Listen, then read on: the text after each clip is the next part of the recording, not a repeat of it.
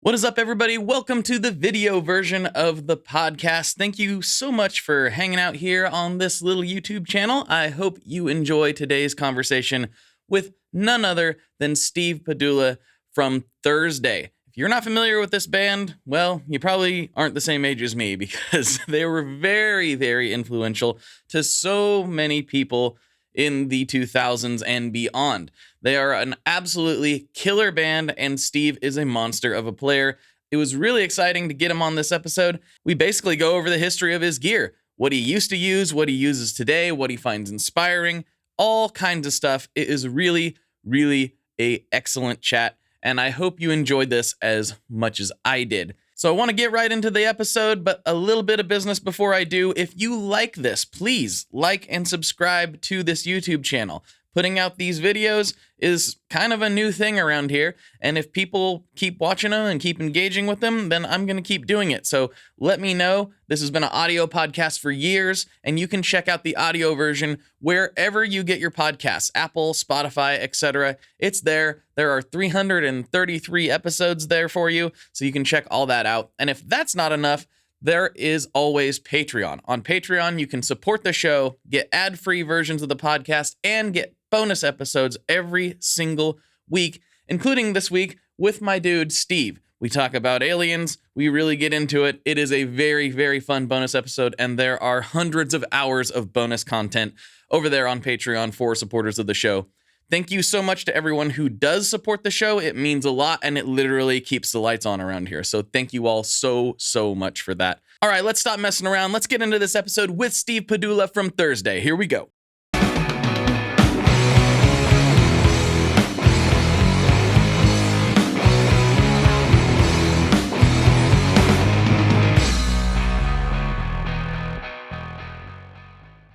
Hello, everyone. Welcome back to another episode of the Tone Mob Podcast, the show about guitar stuff, occasionally, sometimes. I'm your host, Blake Weiland, and with me today, I have somebody I've been very excited to talk to, Steve Pedulla from Thursday. What's going on, dude? Not much, man. How you doing? Glad to finally be on after all the scheduling stuff, so thanks for having me. We finally did it, and I forgot to turn my heater off, so there, it's gone now. That happens all the time. But yeah, it's a bummer. I wish we would have kept our wires a little less crossed and messy because you were just here. We could have done it live. That would have been even more fun. Yeah, exactly. Yeah, I wasn't sure. I didn't know where you were based, so yeah. Well, maybe next time we can make that happen. We'll see. Cool. You guys seem to be pretty busy. Yeah, it has been. I mean, we're currently on our last tour of the year. We're out with Cursive, just doing like a 2-week run. They're doing Domestica front to back, and we're doing Full Collapse front to back. So it's been fun. And then we sprinkle in some other songs here and there on both sets. But yeah, it's been awesome. And we kind of bookended like it wasn't intentional necessarily, but like this year started touring with them. We started touring with them. And then we all went our separate ways, and now we're ending the year together too. And it's awesome because like we're super tight friends, and like we just love touring together. So it's been awesome. Yeah, when you guys started touring with them, initially, that was like my reintroduction to Cursive. I was like, oh, I forgot. I love this band. And I dove back in after I saw that tour was happening. It's like, oh, this band's so good. I can't believe. I hate it when that happens, when there's something that you love and you keep up with, and it's impossible to keep everything in your brain. And but the revisiting is always nice too. So that was cool. Yeah, it's like rediscovering, like it's almost like getting something new again. So it's nice. Definitely. So how has the tour been going overall? Has it been pretty smooth? I mean, you guys have done a bunch of different drops here and there. You were on a cruise. Like there's all kinds of stuff happening. How's the year been in general? The year's been awesome. It's been pretty crazy, like probably busier than we thought we were going to be at first. But, it's like everyone is playing catch up after, the lockdown stuff and like the, sort of more scary time of COVID, I guess. So it's, everyone's been starved for it. So you're like, let's go, because who knows what's coming next, Yeah, I know. That was the biggest, well, not the biggest, obviously. There was a lot of problems, but for our household here, That Yeah. was the thing that we missed the most. It was like, oh, the live music. That's what my wife and I have always done. Like, Right. when some people take the kids and send them to grandma's so they can go to dinner and a movie, and it's not that we don't do that too, but we try to reserve it for shows because there Yeah. are Yeah. so many artists that we love. And And you get plenty now coming doing through this, there, I I was imagine. there's a lot to come through Portland. Yeah. It's kind of it's a bit of a hub for that stuff. I mean, I think a lot of that has to do with location. It's in between, Yeah. California and Seattle. Mhm. So why not stop in Portland on the way down? Yeah, exactly. Type of thing. So you've been in the band for a very long time, and you've played guitar for a very long time. But when I talk to somebody who's got the amount of experience that you do, one of my favorite things to do is, because this is supposedly a guitar podcast, is take the people through your rigs over the years as much as you can remember. Like, what did you start out with when Thursday was first starting, and what are you playing now? So when I first started with Thursday, I bought I had this old shitty PV cabinet with like the silver rails on the side and with the old school angry logo. But Yes. I bought I initially had this old Ampeg Jupiter, I want to say. It's just very flat, clean tone. It was just like, oh, that's a tube amp. Great. Let me get that. But I had bought it way before this. Anyway, Sure. Shortly into Thursday, I went out and bought a Mesa Nomad 100. And I used that for quite a while. It was kind of weird. Like, I don't know why, but I always have been the person that's just like, oh, everybody has a dual rack. Everybody has an 800. Everybody has, like, I just didn't want to play the same amp. It just started off that way. But then now I still do that, but it's not for those reasons. Now I'm just like, oh, I really like these better, but yeah, but after that it was, so Nomad 100. Then what did I go to? And then the next amp I bought was a Bogner Ecstasy Classic. And I was using for a little bit like a matchless DC30 for cleans. So I was doing the split amp thing. Pedals on both those rigs. So like started off with just the blue Line 6 modulation pedal. And that was all I used in the beginning. Then slowly experimented like a compressor live, and I was like, "This is dumb for my purposes right now." I had like this like ridiculous like SKB used to make this pedal board that was like a pedal board, like with all the power, and then like it had this thing that came up. Oh right, so put the two rack units in it, and this was back in the day when I remember that. Yeah, this was back in the day when everybody was like, "Oh, you have to have a rack tuner," the other like late 90s, early 2000s like thing. So I had that for a while. Eventually got rid of that. But sorry, I had to go back for a second. But yeah, the Bogner was next. And then I started expanding pedals, added the DL4 in there and kept it like that for a bit. And I was running like a clean amp with the matchless. And even I did a Line 6 for a clean at one point too. I don't know, like a Spider? No, it's like a Veta 2 or something. Oh yeah, it was like really crazy. It had like a ton of effects and stuff like that. Because it was like and it's funny going from a matchless to a line 6. People are like, "What the fuck is wrong with you?" Ultimately, for me, the matchless was like, and I get it. I'm not stupid. Like I know the difference, but like for what I was going for, it just wasn't giving me that. Like I like going for super like ultra clean kind of stuff. And the matchless for me at the time, it might have been the one I got or whatever. It was like, first of all, so bright, like no matter what I did, it was so bright and harsh. I've heard them sound great. Don't get me wrong. It's just in my application, it just wasn't the right thing. So then I was just like, I'm just going to try this other thing. I was working with Line 6 at the time and I tried that and it was great for a little bit. And then after that, basically got to like, I started using a Bad Cat Lynx 50. Andy from Every Time I Die had Oh, yeah. lent me one as we went to the studio, and I was like, this amp does everything I want in one thing. Like, I love the clean on it. I love the distortion on it. Like, this is the one. So I just slimmed back down to the one amp situation. And at that point, I was using like a Line 6 M13 for effects. And it's funny because, like, you know, it is, people like, some people really frown upon certain things with Line 6. But I've always liked their effects, you know what I mean? And it's all how you use them and whatnot, of course. And they've only gotten better. Like, all this new stuff, like, now I'm on a Helix. I'm using that for effects and switching. And then my rig now is a updated the Lynx X, the bet from Bad Cat. And I blend that live with a Kemper, and then I control it with the Helix. And then use the effects from the Helix. Yeah, so like it switches both amps at the same time, so our front house engineer can use both amp sounds and then like spread them out how he wants to up front and stuff like that. And it's nice because it gives him one signal with, like, not that there's a ton of bleed with mic, you know, with miking amps or whatever, but you get the clean signal as well from the Kemper. But the funny thing is the Kemper profile is also a Bad Cat Lynx. That is my other Lynx. That was going to be my question. What's yeah. But it's set cleaner, I assume, like you. Yeah, that's well, why you're... I mean, they both have a clean and a dirty on both, right? So like both amps switch at the same time. And our front house engineer likes to spread out the, like, you know, I'll put one amp on one side and one kind of pan more to the other side.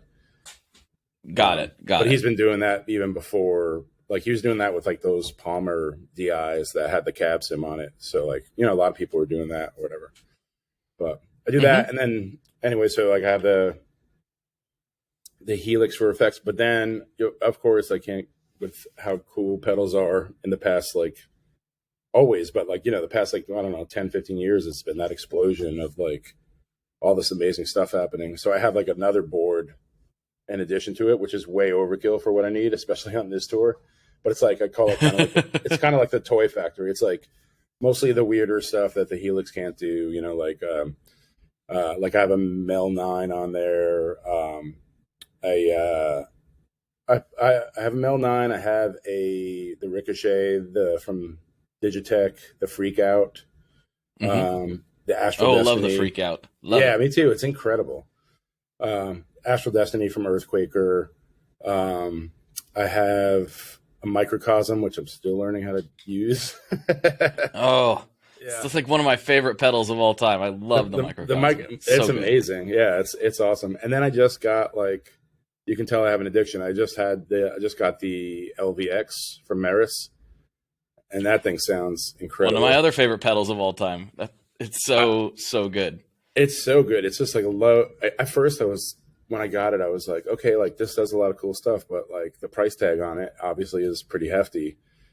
But then, sure, at first I was like not sure if it was worth it, and then the more I played with it and really realized how good the tones sounded out of it, and like the clarity, and like even the stuff that's supposed to be lo-fi, it's lo-fi in a way that's super cool. Like it's there's more definition or something. It's not as like sort of crappy sounding. You know what I mean? It makes it's like a higher fi lo-fi, if that makes sense. You know what I mean? It sounds dumb, but like it's just smooth. It's just smoother. You know what I mean? Instead of like, and I like that. But you know, don't get me wrong. There's a time and place for everything. Like I just bought that new tape loss pedal from Chase Bliss. What's it called? Is it called the tape loss? Generation loss. Yep. Yeah. And so like that one, you could do all the crazy stuff with the failures and stuff like that or whatever. But yeah, I also have a Bowman Overdrive on there. And great pedal. Yeah, I love it. And a Origin Effects, the Cali 76. I think that's all. That is a board after my own heart right there. That's phenomenal. The LVX is great because you know, when I make the weird music that I make, I usually have just this insanely stupid like chain of effects, and I'm playing the pedals, you know, up on a table as much as I'm playing the guitar for anything. And the LVX can do like I can recreate a lot of that stuff, not entirely, but really, really close in LVX by itself. Like, Okay. you know how you can take each delay chain and like put bit crushers and modulation and different things on each one. Yeah. I would do that in real life, and you can do it a lot of that in LVX if you like start to menu dive, and you can place different things in the chain. Right. It's so deep. Yeah. But it's my favorite pedal to menu dive in because I can visually, they have a visual and they have a, like, I forgot how they labeled it, like an old school one where like it's a text based readout. Yeah. And those never really worked for me in my brain. The visual one, I can actually see what's going on as if I was setting up a pedal board, sort of. And make sense of the chain that way. Yeah. But yeah, I love that. I took the LVX and my interface, and I borrowed a guitar while I was on a Nashville trip. Okay. I was by myself, so every night I'd come back to the hotel room by myself, and I said my goal was to like make a completed song with just the LVX and like some amp sims. Yeah. And I was able to pull it off, and it sounds just as wild and weird as anything else I would do. So yeah, I'm absolutely over the moon with that pedal. I love it so awesome. much. Do you do like ambient kind of stuff?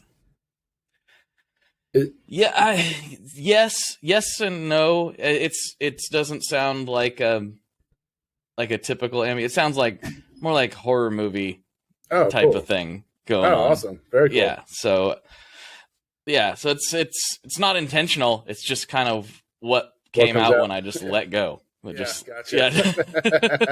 That's awesome. Yeah, I'm like, plug in whatever I want to plug in and just see what happens and just go with it. And that's what came out. So that's awesome. I've just sort of embraced it. And I can send you some links to it. It's pretty weird.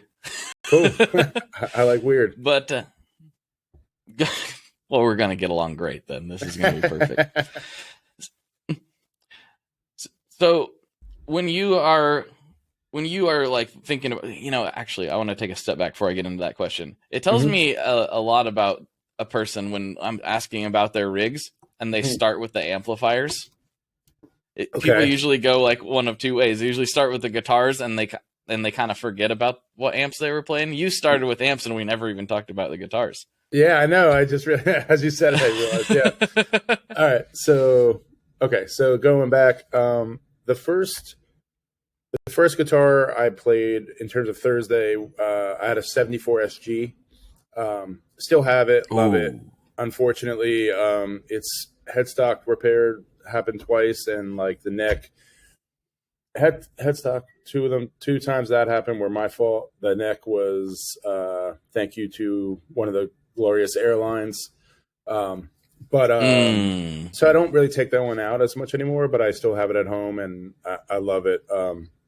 So it's mostly forever I was like a Gibson person. I was always kind of like SG into the amp. Like I wasn't even necessarily super interested in pedals at first, and then that quickly changed. But anyway, sticking with the guitars. So started with the SG, it was SGs, and then I eventually got a Les Paul Classic that I loved. I had bought a Les Paul Custom, and that was like always my dream guitar, and I was so disappointed. Like, I think I just got a weird one, that just wasn't suited for me. But I was like super nervous about buying another one. And then when I tried this Classic, I bought. It's awesome. Go ahead. What were you saying? I was gonna just note something about customs, because customs were always some of my dream guitars too. Yeah. Like I always wanted a Les Paul Custom. All of like so many people in my favorite bands, hardcore bands and classic rock bands, and everybody was playing. Like I specifically wanted a white, like Randy Rhoads Les Paul. Randy Rhoads wasn't my big inspiration for it, but that's what everybody knows what I'm talking about when I say that. Yeah. But I'd played so many over the years. I began to think, oh, maybe I don't actually like Les Paul Customs, because I really genuinely didn't like any of the ones I would see it. A shop would post it, or I'd just be wandering around and I'd see one, I'd pick it up. Oh, sweet, maybe this is the one. Like, ugh. I like my super cheap special better than this thing, and then I finally found the one. You did. So it's weird how that works. They're out Sorry, there. I'm interrupting. No, not at all. Because when we recorded Full Collapse, this is all coming to me now. Like I think so. I did use the SG on it a bunch. We borrowed, a friend of ours had I don't know what year it was. It was probably like current at the time, like a 99, 2000. He had a Black Beauty custom, and it sounded amazing. Mm-hmm. And that's why, like, that's also one of the things where you're like, it does exist. There are good customs, but it's just so wild how different each one can sound. I mean, it's kind of true of any guitar, although I find Fenders more predictable so far with me. I agree. Like, if I buy like a Tele, they all sound like Teles, give or take. Like the threshold is smaller. Like they're like, you know what you're getting, kind of. But but so I don't know why that is, but I agree. Yeah. For the next record, I wound up going to. So we had gone on tour with Poison the Well, and I was just shocked that they were using Teles and that they were so heavy live. I was like, how are you doing this? Like I didn't think it was possible. And they all had like Hot Rails pickups in the Duncan Hot Rails pickups in the Teles.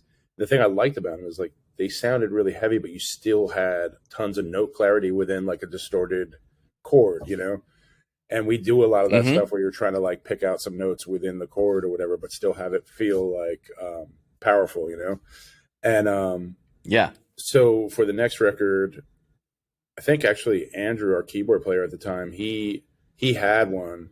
He had a Tele, put that in there, and so we wound up using that on everything. And eventually that's what I switched to, as my main guitar has been like a Tele for, over 20 years now. But so now it's like, it's mostly Teles. I have a 333 Gibson. It's like the satin finish. I think that's all the 3 means instead of the 335. It's like a satin finish series.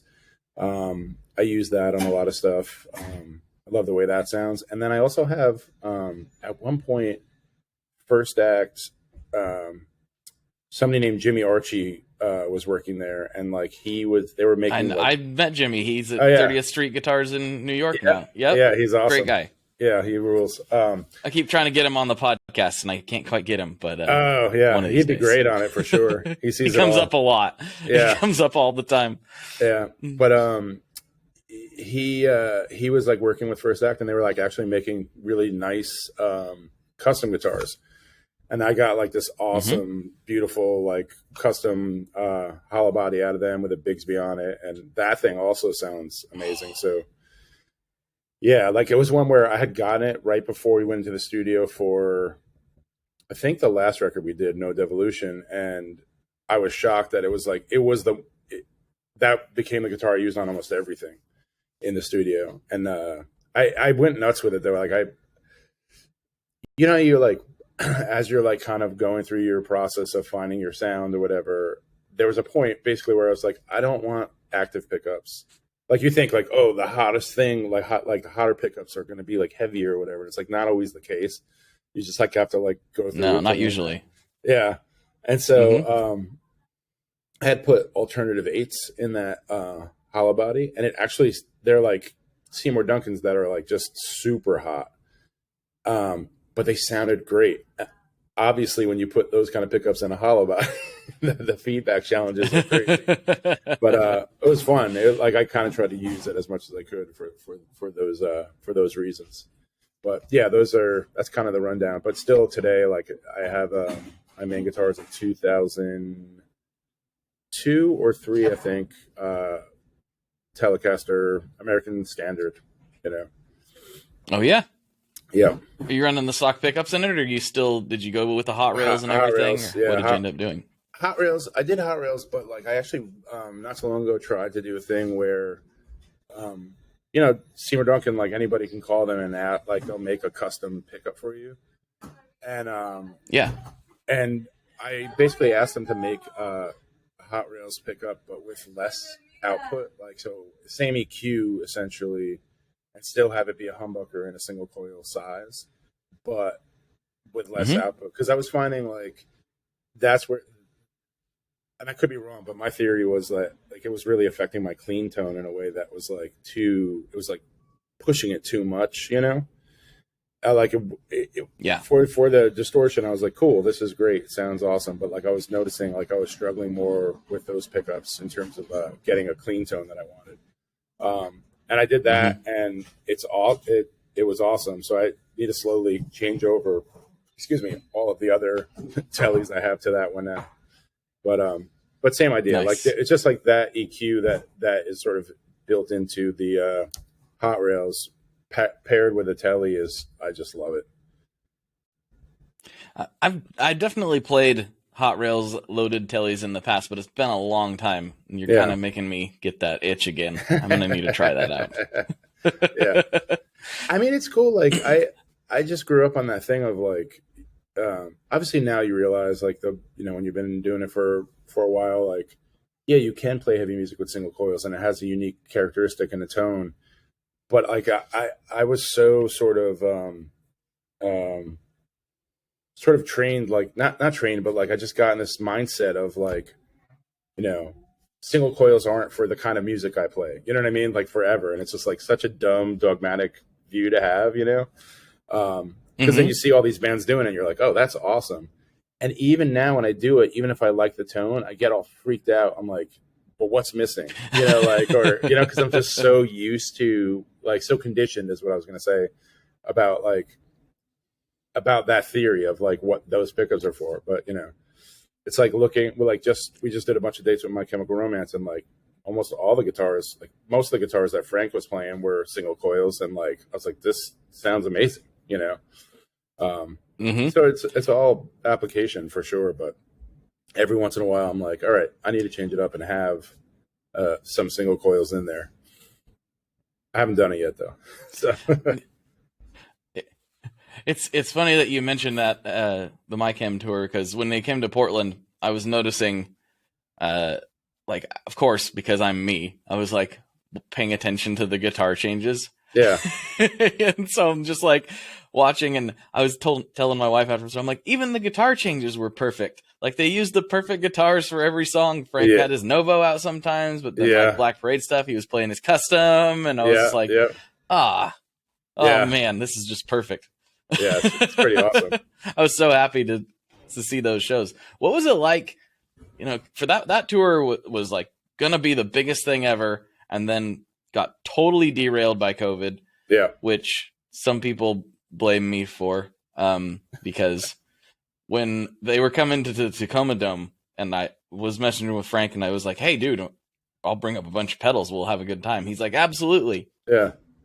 And then I was so excited for that, because obviously it's a huge tour.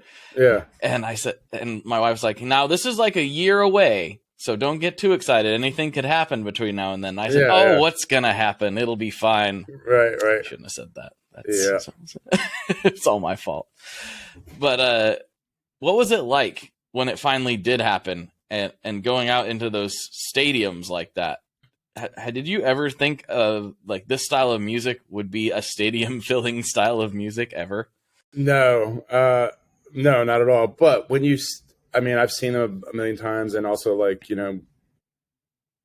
we've known them since before they were in My Chem. So like we've seen their other bands, like, and like at the Loop Lounge or wherever, like, so we've known them forever. But especially the level that they do it on, and like how professional is not even the word. They're just so fucking good and so tight, and like they do it right. You know what I mean? So like, it's like, yeah, of course that can work when you're executing songs that are that good on that level. Like, yeah, it's going to connect with people, and with them, it's like a rabid fan base, obviously, Oh yeah, totally. But dude, the other thing is like, I knew Ray was always a shredder. Like I always knew that, but like on this tour, I was like, holy shit! Like he like leveled up, dude, so much, since they had stopped playing. I was just like, and the thing is with him, it's just like, I've seen him rip solos on, like a Les Paul, but then like he'll play some like harmony, and it still sounds like him, and he destroys it. It's not like he can only do it on one, thing or whatever. It's just like it was pretty mind blowing to see like how like, again, I hate this word, but how professional, like they sounded so fucking good. And I don't mean that in a way of like, like session players that are like amazing but maybe clinical or something. I'm not saying all session players are like that, but you know what I'm saying. Like sometimes that's the goal. I know what you mean. Yeah, they still have that like feel and stuff, but they like are so damn tight and like all the sounds are perfect. It was pretty awesome. Yeah. It's funny because my wife's not a big, this is a curse for her. She's not a big guitar person. She's a song person, if that makes any sense. She loves music and she loves, she likes all kinds of different things, but she really is just more about like, do I like this song or not? Right. And so the guitars are kind of, sometimes they can get in the way. Sometimes it's too much. Right. And what she likes about them with Ray is like, he shreds, but it's tasteful and it fits the song. It's never too much. Agree. Even when he's like taking a big solo live, it's like, oh, she's always like, that was just the right amount of guitar solo. Yeah. I was like, oh, yeah, go ahead. I agree. Because like in general, in terms of the kind of guitar stuff I like, I get it. Like shredding is like, it's a crazy skill to have and all that. But like, I find, it's overused. You know what I mean? Like there's so many people out there where it's just like, okay, cool. That's amazing that you can do that, but it doesn't do anything for the song or whatever. And yeah, sure. It has its time and place, and all that stuff. But like, like the way Ray does it, like is super tasteful. And like, even like the solos are like kind of, they're more memorable. It's not like just like, look what I can do. It's not like American Ninja Warrior on like guitar. You know what I mean? Like there's like an intention behind it, a feeling behind it. And so that's what I like. I mean, I've always been the guy, like my style of solo that I like is like a Billy Corgan kind of thing, where it's just like still super melodic and like it's stuck in your head, and you know what I mean? And it does have that like flashy like technique of like those shreddy things, but like are still grounded in the song. You know what I mean? Mm-hmm. And that's what I like. That leads into the exact. I relate. I understand. That actually leads into the exact place I was hoping it would. Who are some others? You mentioned Billy Corgan. Who are some other guitar players that inspired you? Because I think what you do with the band is incredibly unique in the world of guitar, at least in my opinion. Nobody sounds like Thursday, and your playing is a big part of that. Obviously, who inspired you? So I think it's kind of like Thursday is. It's a bit all over the place, but like a lot of the influences wouldn't be obvious. Like, for me, it started with like the glam metal stuff. Like I was a huge Def Leppard fan. It was like the first concert I went to and stuff like that. That's not stuff it sneaks in, but like it's not ever used in that same way or whatever. But like I would say the things in terms of like direct influences that you may be able to hear is more like, Fugazi, The Edge, the Police in general, like that, those tones from Andy is just like, the chorusy, like kind of effects or whatever, like that kind of stuff. But for me, it was more the bigger influences were like the Fugazis of the world, like Quicksand, and like where it was like cool guitar parts and riffs and sounds, but also like we're talking about, like I don't go as far as like the Billy Corgan thing with the like, mine are just like shorter leads. They're not like solos. I never think of like a Thursday song having a solo. It's just like these sort of the sprinkles you put on top that like embellish like what's already happening is usually the goal. But I think those guitar players are, kind of where I go to the most, where it's like some cross between, like, if I had to just pick three, it would be like, well, I'll count Fugazi as one, even though we know it's two, right? That's fair enough. Fair enough. Yeah. Like The Edge, Ian and Guy, and who else was going to say? And I mean, Pete Townsend was another big influence. There was someone else I was going to put in there, but you know how it is. There's always a million, but like I got very into the whole delay thing and like using that musically, like, you know, because when you're a kid and you hear U2 play, you don't understand why it's cool. Like, what is he doing? You know, Mm-hmm. which to me, this was a telling thing. Like, did you ever see that? It Might Get Loud in Here documentary. Oh yeah. So Yeah. like, Love that. Love yeah, that movie. I did too. But in a way, I almost felt bad for the Edge in that context because like his stuff is so much part of a song. Like when you hear it out of a song, you're kind of like, that's what that is. But it's like amazing in the context. You know what I'm saying? Like when you just like Mm-hmm. it's the same like when, you know, when I first started playing with Thursday and if I'd be like family would come over and be like, oh, play us a song. I'm like, if I play you my parts of the song, you're gonna be like, what the hell is this?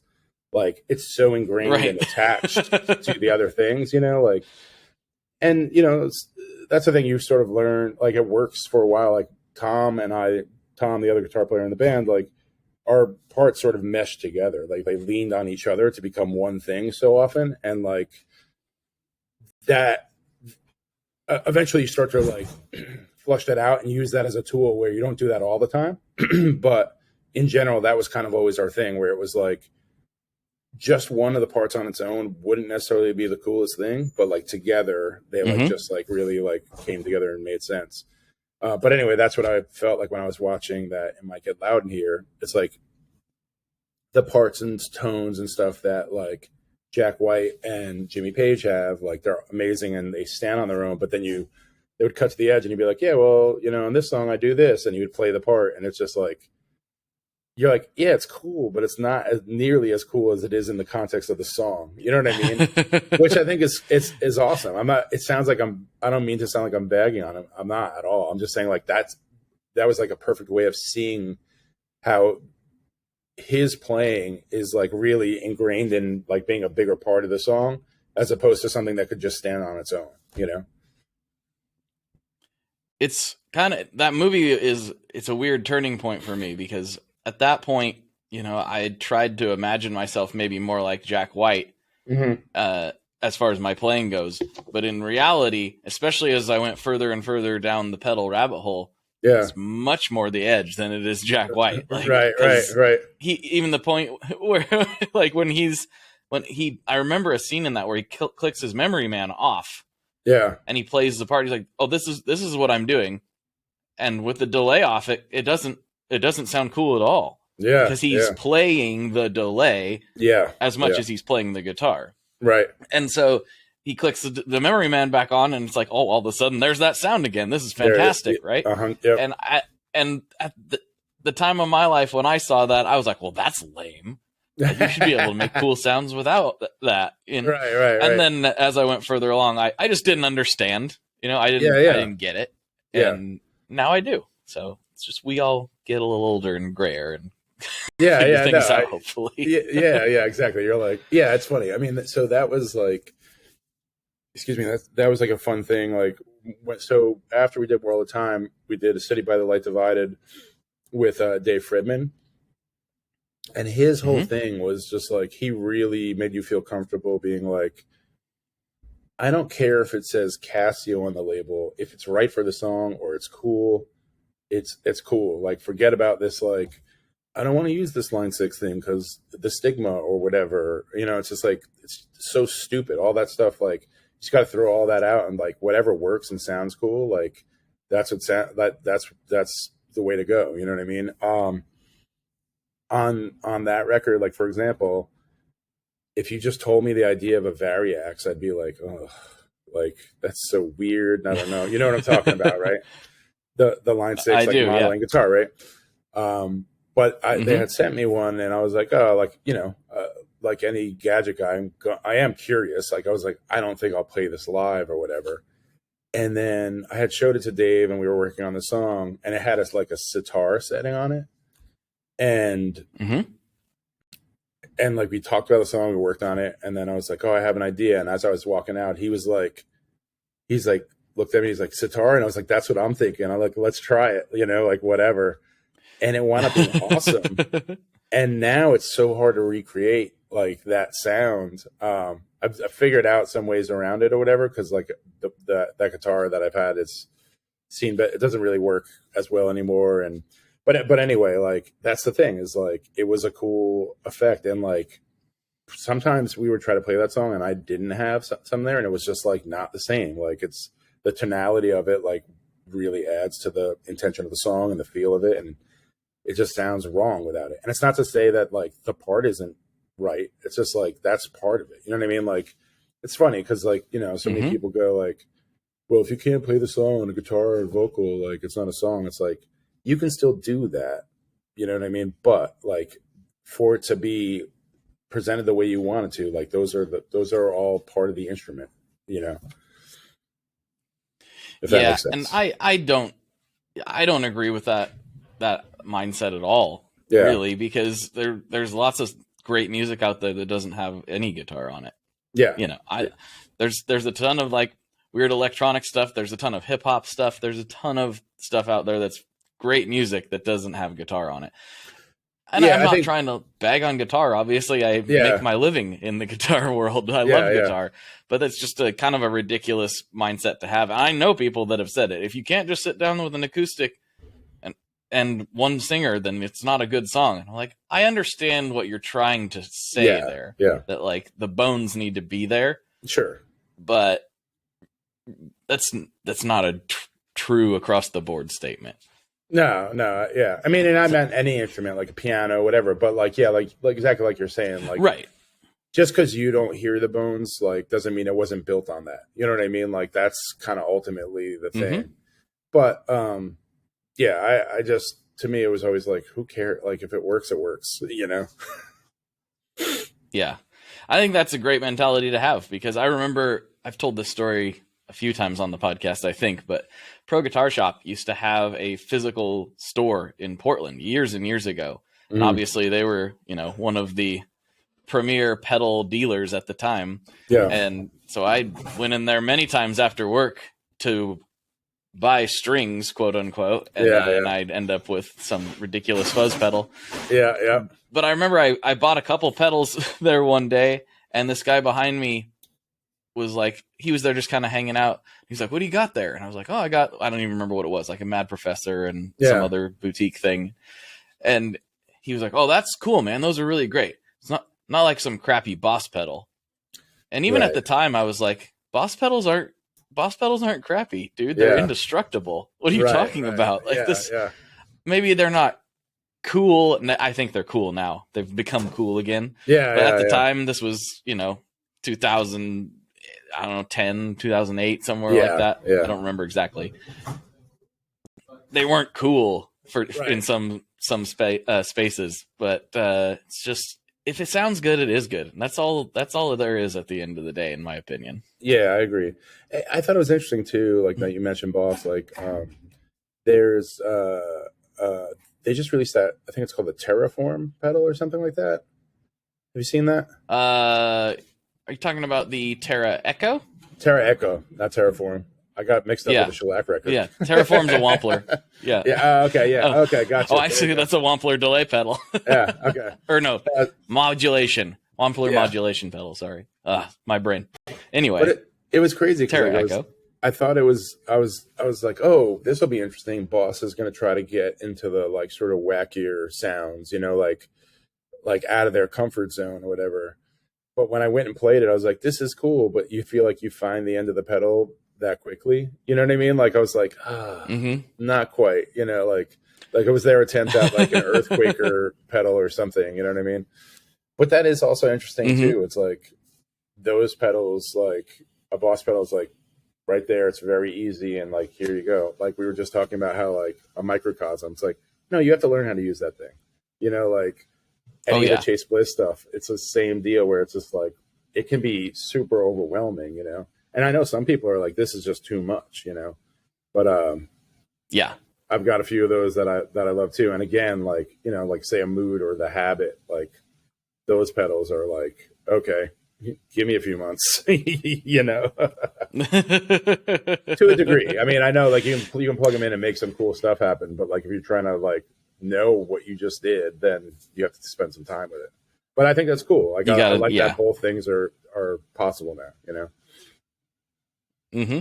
Yeah, it's definitely what pedals have turned into is really cool, because now there are sounds and ways to craft them that have literally never existed in the history of music before, which leads to obviously some very interesting and cool possibilities. And, I feel like people probably felt that way in the 80s when they had all this cool Rat gear. But to see how far it can really go, it makes me excited for the future to see what's possible. Who knows what's going to happen next.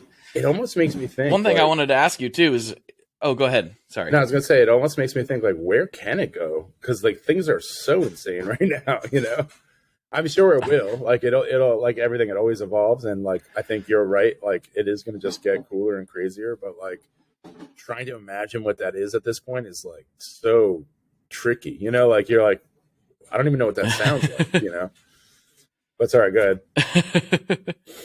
I was going to say, so, obviously you spent a lot of time thinking about what you're using on different parts in the studio. As things have evolved, has that impacted your writing process at all? A little bit. Like, I feel like I definitely got to a point where I was relying too much on pedals. Like, so I've been trying to do stuff where I have been writing a little bit more minimally and then bringing that stuff in.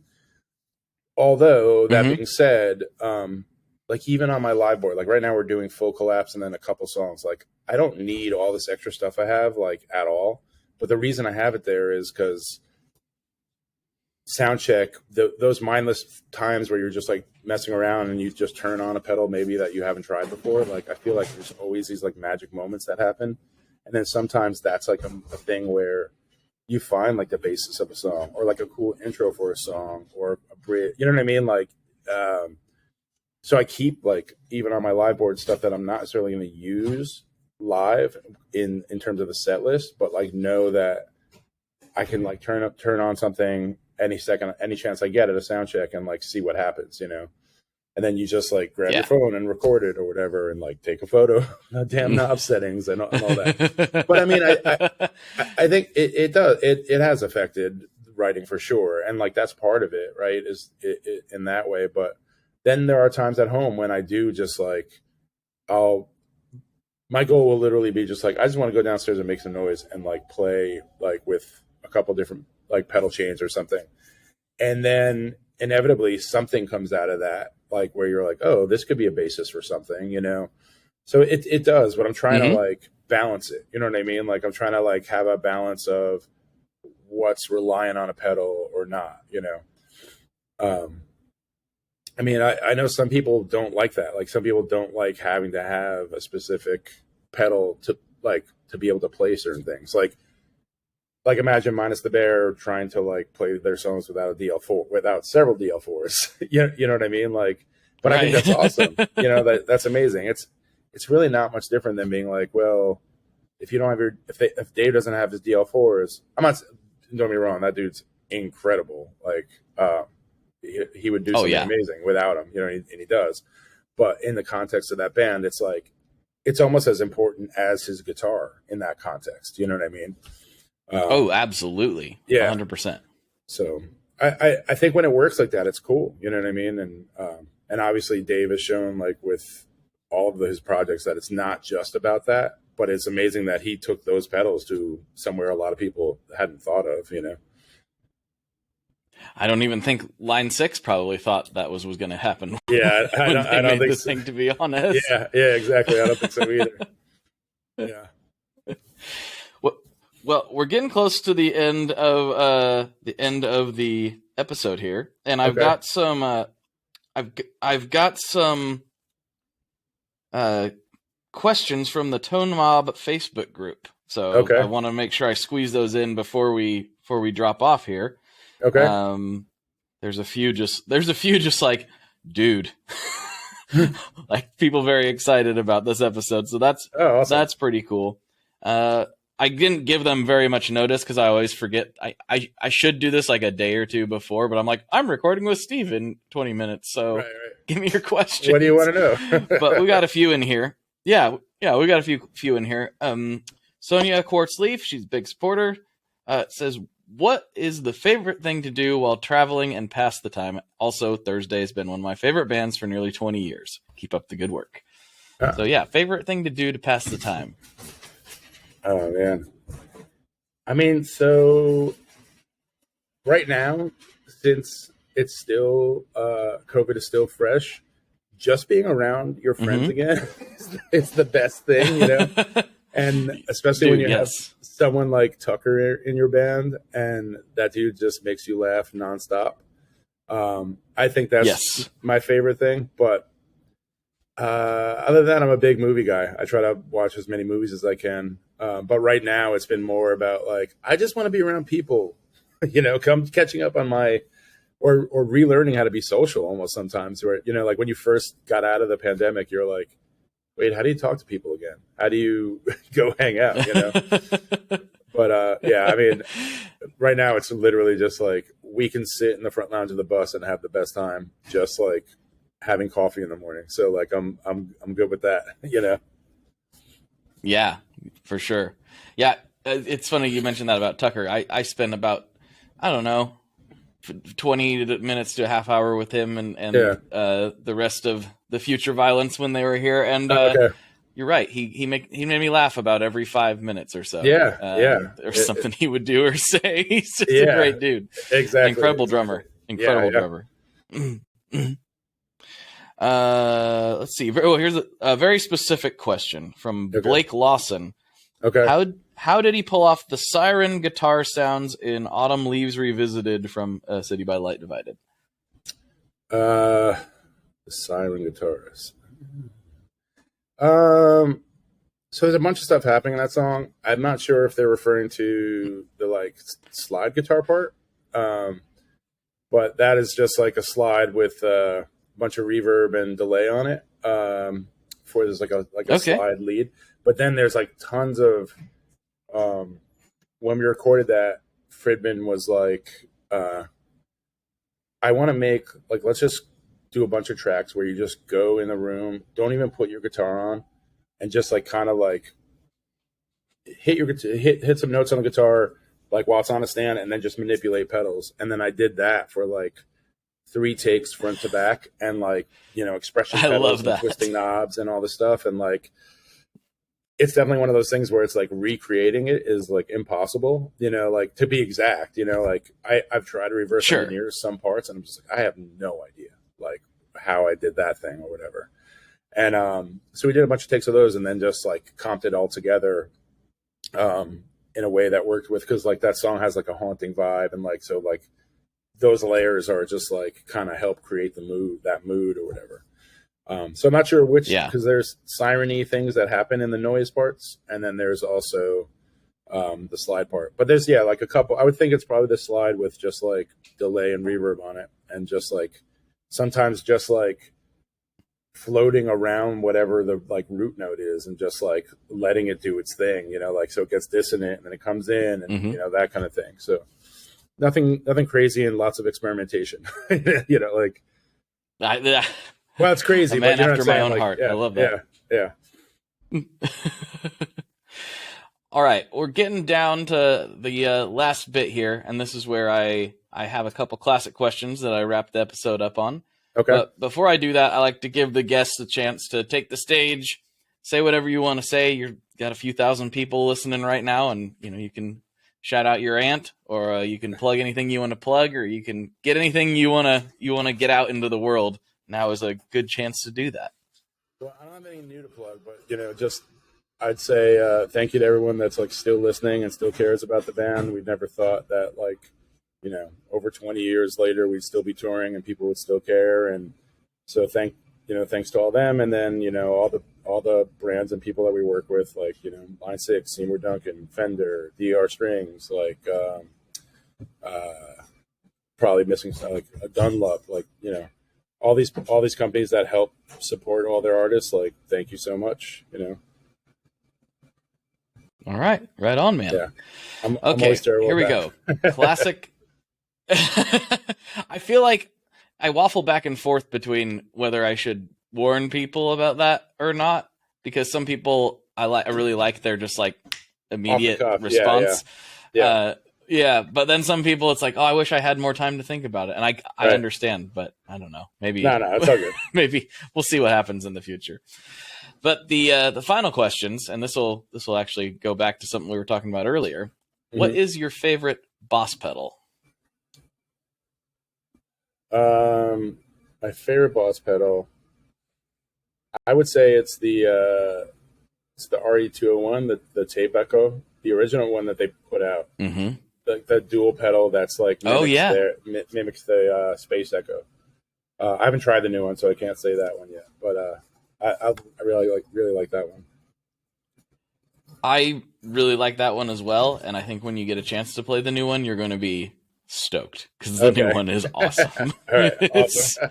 It's so good. Maybe that's cheating because it's like the bigger Boss pedal, but I think it counts. It's a pedal made by Boss. All right, there we go. Pedal. Yeah.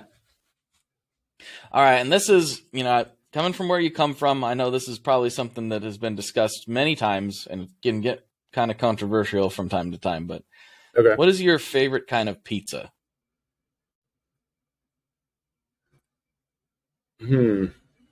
Like favorite, like with like what toppings are, or you're saying place? Get as specific as you want to get. Like I get real nitty gritty with my answers there. Like you got a favorite pizzeria, you got a favorite style, you got. I feel like in where I grew up, New Jersey, New York, there's so many good options. But I grew up with a pizzeria downtown called Donna's Pizza, and it was incredible. And just their both their regular cheese slice and Sicilian slices were incredible to me. But I also grew up when it was like and this was before, like I love now all the like more artisanal stuff where it's like the really fresh crust and like the sort of new ovens. I don't even know, like kind of brick oven-ish, but like you get the personal pizzas that are like just like next level. Those are my favorite now. Yeah. But it's funny, I talk to people about this all the time now. Like it used to be like in New York, which was very close to me growing up, you can go anywhere and get a slice and it would be really good. Now I'm like, what happened? Like it's a struggle, like to find just like a good slice. Like there's a couple spots, but it's not like it used to be. But so I'll stick ultimately with Donna's in Palisades Park, New Jersey. Is that still there? It's still there. Still there. Oh, yeah. Another reason I got to visit New Jersey. Yeah, there you go. The good news is the reasons keep racking up. Yeah, it's right over the George Washington Bridge, so it's not that terrible commute. Nice. Yeah. Well, dude, thank you so much for hanging out. This was a blast. This was fun for me. I hope you had a good time. Thank you too. Yeah, I had a great time. Again, sorry it took so long to make it happen. Hey, I knew it was going to be worth it. This was excellent. Thank you again.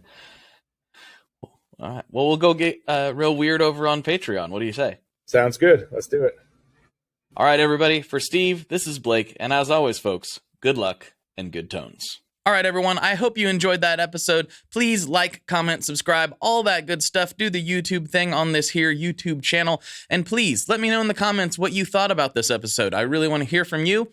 And if you're more of an audio podcast person, please don't forget that there are over 300 episodes of the audio version of this show available wherever you get your audio podcasts, Spotify, Apple, etc. And I would appreciate you tuning in there while you're driving or doing other things. That would mean a lot to me. And go ahead and rate and review, all that good stuff. Please share this with your friends. Anyone you think might like this, please share that with them. It would mean the world to me if you could do that. And last but not least, if you want more of this conversation, you can go over to patreon.com/tonemob, where you can support the show, you can support me, and you get extra bonus episodes every single week. So thank you all so much for doing that. I will talk to you on the internet very, very soon.